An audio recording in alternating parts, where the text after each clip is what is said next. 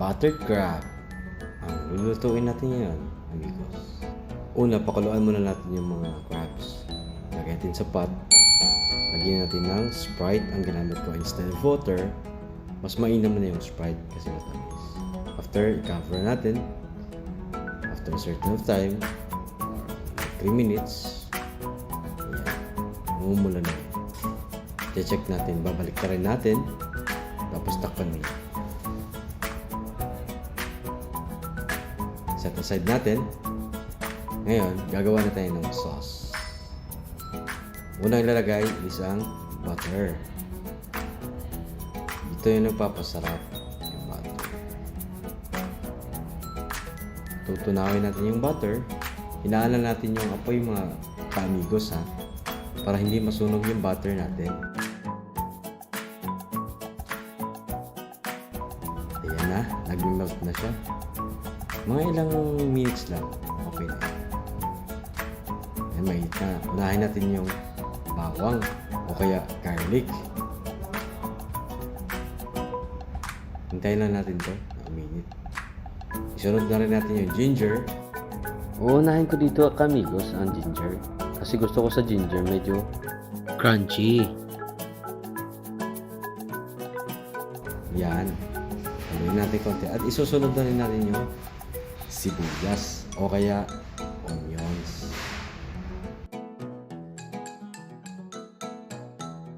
Tapos haluin natin to mga ka-amigos. Haluin na ng haluin para hindi masyadong masunog. Ang aim na natin is golden brown.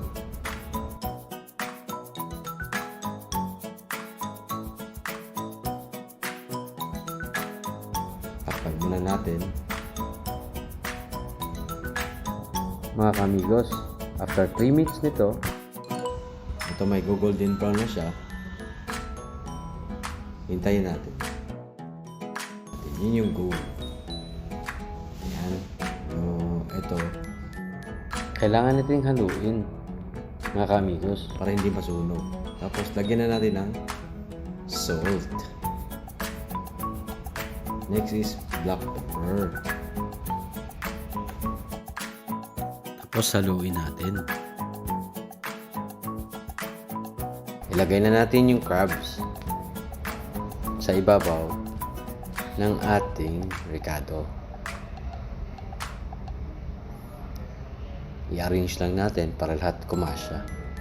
Kasi guys, na sobra. Ang dami kasing binili ko na crab. 2 kilos yata to. And of course guys, mamimigay tayo sa ka-flat ko. Kasi hindi ko maubos to eh.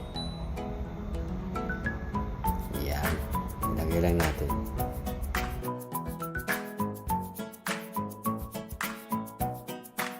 Pagkatapos natin ma-arrange to, yan saka natin hahaluin para na sa ganun yung mixing ng juice at saka ng crab.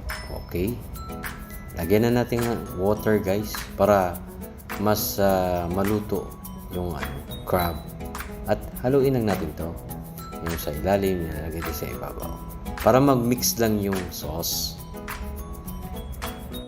Ayan, nakasimple amigos ang pagluto nito. Ganun lang din sa shrimp at saka sa squid.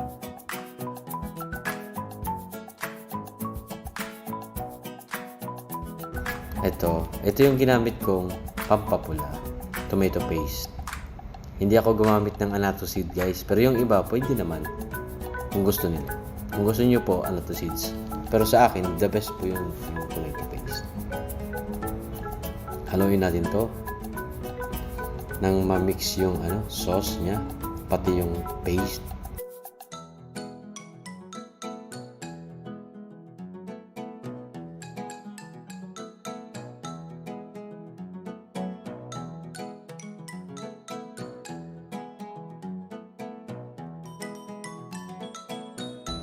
Dahan-dahan lang po sa pagkain kahit sobrang sarap nito. Kung may mga allergies po kayo, hinay-hinay lang po.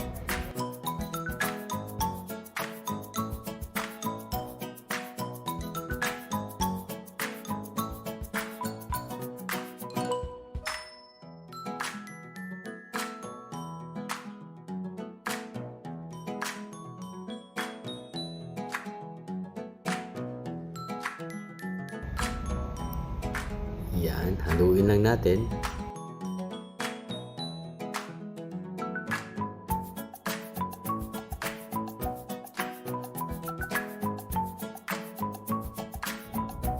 Yan mga ka-amigos, i-mix lang natin na maigi para mahalo yung sauce at saka yung crab at sumiksik doon sa laman ng crab.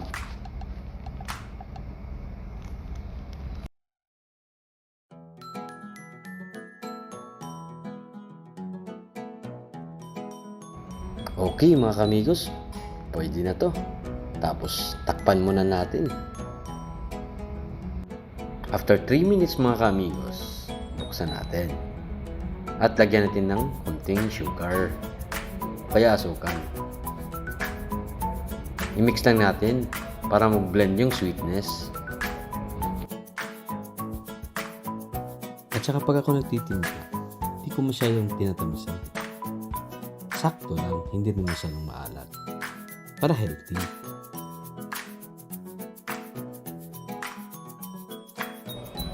Yan, pwede na. Takpan na natin ulit. Mga 2 minutes, mga ka-amigos. Ayan. Ayan, titikman muna natin mga ka-amigos. At kung malapot na siya, yun, malalaman natin. Saka ko ilalagay yung cornstarch. Prepare ko kanina to. Pangpalapot lang natin. Masarap kasi sa butter crab pag yung sauce is malapot siya, sticky.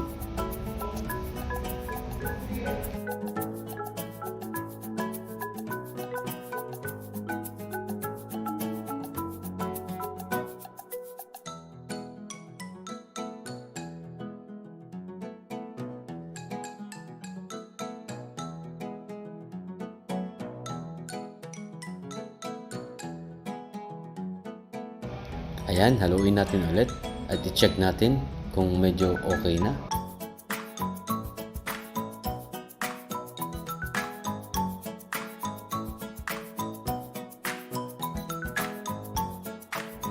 Dito mga kamigos, kailangan natin magdagdag ng kalahati ng starch kasi medyo hindi pa siya malapot. Pero nasa sa inyo na yun. Pero sa akin, dadagdagan ko rito ngayon. Ubusin na natin to ng kalahati para lang mas malapot.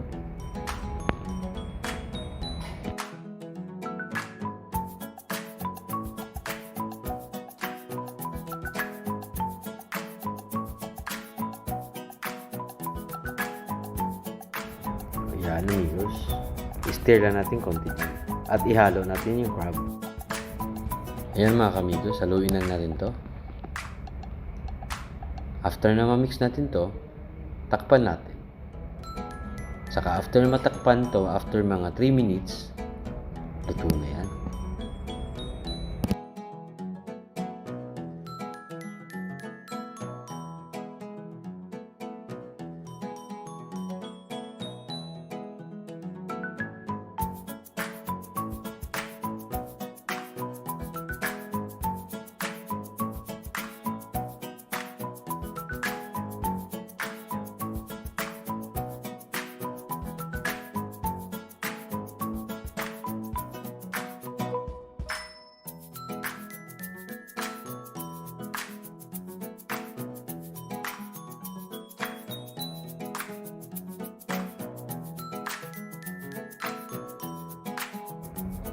Ayan mga kamigos, after 3 minutes, luto na siya.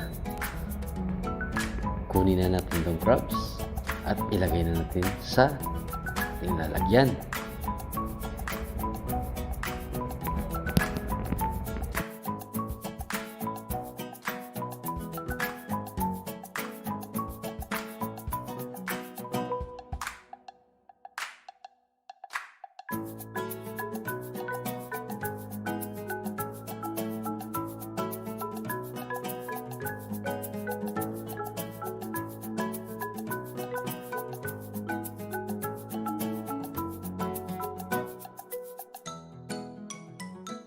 Okay, ito mga kamigos.